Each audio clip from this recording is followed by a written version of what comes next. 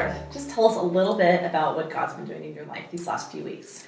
Well, I really wish you had not asked me that because with that, of course you think of things that God's teaching you, and it's usually Hard when stuff. God, right. And I think, the last night of our gathering, we talked about Colossians, and we were in Colossians 3, and the idea of those loved by God, chosen by God, that we would clothe ourselves with gentleness and humility and compassion and kindness and bear with one another and forgive one another.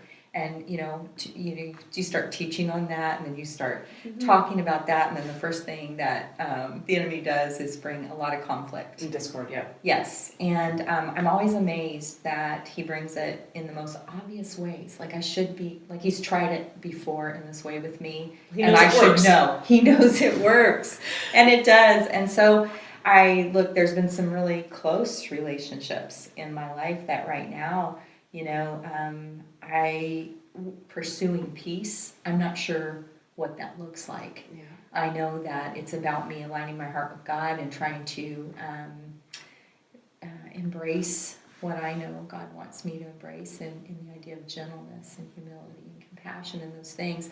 But when your feelings are hurt, or you feel the walls come It's up, easy to and you get think, defensive. right. And so I find myself going back to that passage and saying, all right, God, what does it look like to be gentle? What does it look like to bear with somebody or forgive them? Yeah. And especially if they keep saying, I didn't mean to hurt you. Right. But the reality is they did hurt you. And I don't want to respond outside of kindness and love. And so I find myself not responding at all. But I think that's the real meat of what, when God comes in and he says, I want to bring transformation into your life. I want you to, be more like me. It's like he knows what it's like to suffer. He knows what it's like to be rejected or to be hurt. And so to let him be with me in those times and yet guide me, even when I'm not comfortable, to go forward and say, okay, I'm going to trust you. And sometimes I just speak out loud to myself, and I'll just say, God, lead me not into temptation. Like, help me not to think those bad thoughts, because I don't want to go there. Right. I want to dwell on things that are good in our view and are loving. And if that means I just cease thinking about it, that's okay. Yeah, that's okay. For now.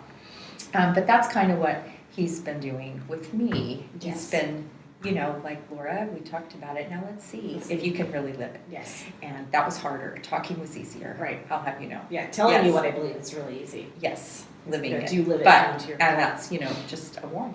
When you start stepping out there, God says, okay, Yeah.